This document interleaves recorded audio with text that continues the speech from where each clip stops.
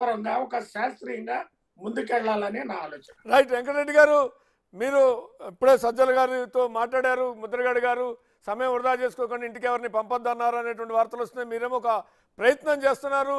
ఎందుకంటే జనసేన పవన్ కళ్యాణ్ టీడీపీ కలవటం ద్వారా ముఖ్యంగా ఉత్తరాంధ్రలో, అది ముఖ్యంగా పశ్చిమ అండ్ తూర్పు గోదావరి జిల్లాల్లో కొంత బలమైన సామాజిక వర్గం ప్రభావితం చేయగలిగేటువంటి మిగిలిన చోట్ల కూడా లేరని కాదు నా ఉద్దేశం. మళ్ళీ శ్రీహరి గారు మీ కావాలో 2 జిల్లాలుగా పరిమితం అవుతారంటారేమో.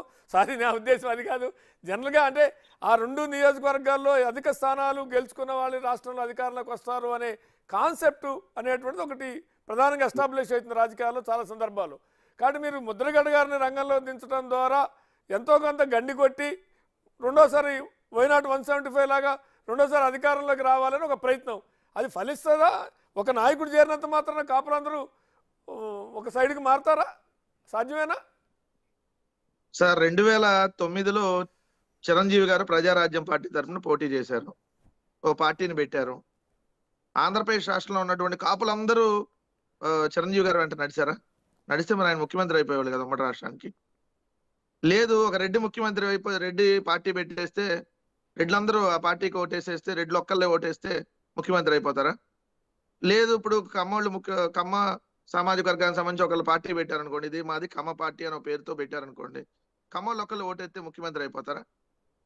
అంటే ఇప్పుడు ఎలా ఉందంటే ఒక సామాజిక వర్గం ఓట్లేసేస్తే ఈ రాష్ట్రంలో ఏదో జరిగిపోతుంది అని అంటే ఏ సామాజిక వర్గంతో ఏం కాదు సార్. అన్ని సామాజిక వర్గాలు కలిస్తేనే అక్కడ ఎమ్మెల్యే అవుతారు. అన్ని సామాజిక వర్గాలు ఓటేస్తేనే ఆ ఊర్లో సర్పంచ్ అవుతారు. అన్ని సామాజిక వర్గాలు ఓటేస్తేనే ఏదైతే ఎమ్మెల్యే అవుతారు, లేదంటే ముఖ్యమంత్రి. అన్ని సామాజిక వర్గాలకు సంబంధించి అందరూ ప్రతినిధులు వస్తేనే ముఖ్యమంత్రి అవుతారు.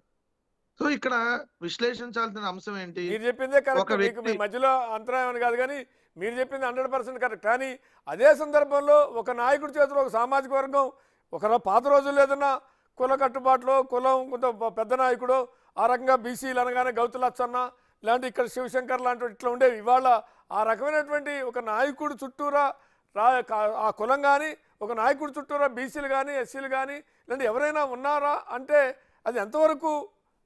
కానీ రాజకీయ పార్టీ అయితే ఇంకా ఎంతో కొంత ప్రయత్నం చేస్తుంది, కానీ అసలు ప్రజలు ఉన్నారా, ఓటర్స్ ఉన్నారా అని నా డౌట్. సార్ ఇప్పుడు ఒకటి ఎస్సీ కాన్స్టిట్యున్సీలో ఎస్సీకి ఆపోజిట్ ఎస్సీనే నిలబడతారు. ఎస్టీ కాన్స్టిట్యున్సీకి ఆపోజిట్ లో ఎస్టీ అభ్యర్థి అవతల పార్టీ అవతలే ఉంటారు, ఎస్టీ ఉంటారు, అవతల పార్టీ ఎస్టీ ఉంటారు, ఇంకా మిగిలిన పార్టీలు పోటీ చేస్తే ఎస్టీ ఉంటారు. మెజారిటీ రెడ్డిలు పోటీ చేస్తే అవతల ఆపోజిట్ కూడా రెడ్డే ఉంటారు. మీరు అన్నట్టు కాపు సామాజిక వర్గం అవతల వైసీపీ నుంచి పోటీ చేసింది అనుకోండి, అవతల కూడా తెలుగుదేశం జనసేన ఉమ్మడి కోట నుంచి కూడా కాపునే అభ్యర్థిగా పెడతారు కదా.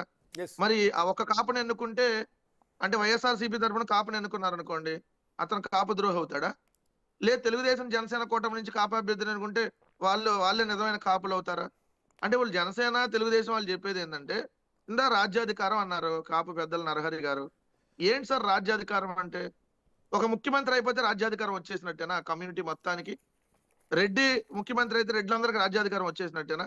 రాజ్యాధికారం అంటే ఆ కులంలో ఏదైతే గ్రామీణ స్థాయి నుంచి అంటే సర్పంచ్ స్థాయి నుంచి ఏదైతే ఎంపీటీసీ జడ్పీటీసీలు అదేవిధంగా ఎమ్మెల్యేలు ఎంపీలు రాజ్యసభ అన్ని సభలకు సంబంధించి అదేవిధంగా కార్పొరేషన్ చైర్మన్లు అందరూ ఉంటే అంటే గ్రామ స్థాయి నుంచి దేశ స్థాయి దాకా ఆ కమ్యూనిటీకి సంబంధించిన వాళ్ళు ఉండి ఆ కమ్యూనిటీలో వెనకబడినటువంటి వాళ్ళకి ఆర్థికంగా చేయూతనిస్తే ఆ కమ్యూనిటీకి రాజ్యాధికారం వచ్చినట్టు.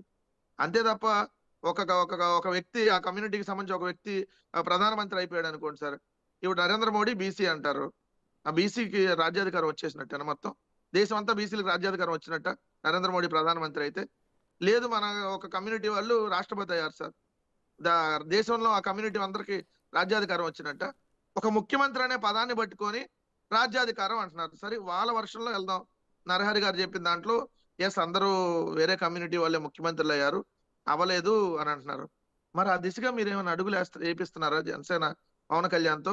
ఆయనేమో కమ్మోళ్ళు ముఖ్యమంత్రి కావాలి, చంద్రబాబు నాయుడు ముఖ్యమంత్రి కావాలి అని చెబుతున్నాడు. లోకేష్ పవన్ కళ్యాణ్ ఎందుకు అవుతాడయా? పవన్ కళ్యాణ్కి ఏమో అర్హత ఉంది, డిప్యూటీ సీఎం కూడా ఏమో. డిప్యూటీ సీఎం ఆలోచించాలి, మా పోలిట్ బ్యూరో అంతా కూర్చొని డిస్కషన్ పెట్టి అప్పుడు చూద్దాం ఆ పడేస్తాం లేదా ముఖ్యమంత్రి. చంద్రబాబు నాయుడు ముఖ్యమంత్రి, మీకు ఏమైనా డౌట్ ఉందా దాంట్లో? ఎవరైనా రాజకీయం నేనేమన్నా మీరు చెప్పేవి రాజకీయాలు, కానీ కాపు రిజర్వేషన్ అనే అంశము దాని చుట్టూ అయితే ప్రతి ఎలక్షన్ సందర్భంలో మేనిఫెస్టోలో ఒక అంశంగా ఉంటూ రావటం అనేటువంటి దాన్ని అదొక నిరంతరంగా అదొక ఓట్ బ్యాంక్ పాలిటిక్స్లో వెపన్గా వాడుకోవడానికి ప్రయారిటీ ఇస్తున్నారా, లేకుంటే ఎందుకు ఆ సమస్య క్లించ్ కావట్లేదు అంటే ఎట్లా చూడాలి దీన్ని? కమిషన్లు వేస్తున్నారు, అనేక కమిషన్లు కోట్లు పోతున్నాయి, ఇస్తున్నారు. మొన్న 10% ఇచ్చారు, మిగిలిన అగ్రవర్ణాలకు 5%, కాపులకు 5% ఇచ్చారు. చివరికి అది ఈబీసీ కోటా కింద ఇచ్చారు. తర్వాత అది కోర్టులో ఉంది, డిస్ప్యూట్ అయింది అనేటువంటిది ఎట్లా చూడాలి అనేటువంటిది ఈ అంశం ప్రతిసారి తెర మీదకి వస్తుంది కదా అని. మీరు అడిగిన దాంట్లోనే ఆన్సర్ ఉంది సార్. ఎవరు దాన్ని తెర మీద తీసుకొని రాజకీయ పార్టీలు అన్నీ అంటున్నా. కాదు. వైఎస్ఆర్ కాంగ్రెస్ పార్టీ ఎప్పుడు మేము కాపులకు రిజర్వేషన్ ఇస్తామని చెప్పాలా? 2014 ఎన్నికల్లో చంద్రబాబు నాయుడు గారు మేనిఫెస్టోలో పెట్టాడు, కాపులని బీసీలో జాయిన్ చేసి బీసీలో రిజర్వేషన్ కల్పిస్తా అని.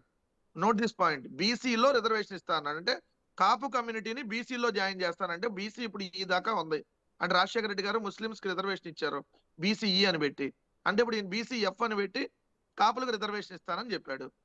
మరి కాపులకు రిజర్వేషన్ ఇస్తానన్నటువంటి సందర్భంలో ఆయన ఇచ్చినటువంటి 650 హామీలు ఇది కూడా ఒక హామీ కదా. ఆ రోజు ఇదే పవన్ కళ్యాణే కదా చంద్రబాబు నాయుడు గారు కోటేయండి, చంద్రబాబు నాయుడు గారు ఇచ్చిన ప్రతి హామీకి నాది బాధ్యత అని చెప్పి ఊరు వాడా తిరిగి చంద్రబాబు నాయుడు గారికి మద్దతు తెలిపింది. మరి ఆయన 4 ఏళ్ళు అధికారంలో ఉన్నాడు, ఇదే కాపులకు రిజర్వేషన్ ఇవ్వటం లేదని చెప్పి ఇదే ముద్రగడ పద్మనాభం గారు రోడ్డు మీదకి వస్తే ఆయన గరిటను అదేంటి పళ్ళెం పట్టుకొని బయటకు వస్తే ఇదే ముద్రగడ పద్మనాభం గారిని వాళ్ళ కుటుంబ సభ్యుల్ని లంబూతులు తిట్టింది ఇదే నారా లోకేషే కదా.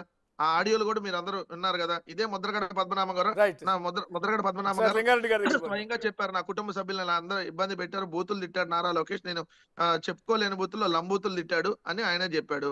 మరి అదే పవన్ కళ్యాణ్ ఆ రోజు కాపులకు సంబంధించి ఎందుకు అండగా నిలబడలా?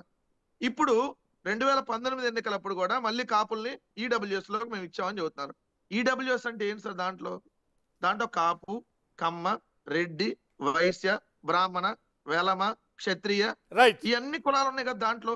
అది ఒక కులానికి సంబంధించి 50% ఇచ్చే రిజర్వేషన్ కాదు కదా. దాంట్లో ఓసీలో ఉన్నటువంటి ఆ 10 కులాలకు సంబంధించి 5% రిజర్వేషన్, 10% రిజర్వేషన్ లేదు. ఒకే కులానికి 50% ఇచ్చే రిజర్వేషన్. అక్కడ మోసం చేశారు. ఒక నిమిషం, అక్కడ మోసం చేశారు. మళ్ళీ ఇప్పుడు ఈ మోసానికి తగ్గట్టు మళ్ళీ మోసం చేయడానికి 2014లో చెప్పేవాళ్ళ ఇప్పుడు 2024 అంటే అధికారంలోకి వస్తే మళ్ళీ కాపులకు రిజర్వేషన్ అంశాన్ని తెలుగుదేశం అని జనసేన అడుగుదాం ఒకసారి. లింగారెడ్డి గారు కనీసం ఉండాలి కదా మంచి మాట్లాడటానికన్నా. లింగారెడ్డి గారు ఎందుకంటే 14 మేనిఫెస్టోలో పెట్టారు.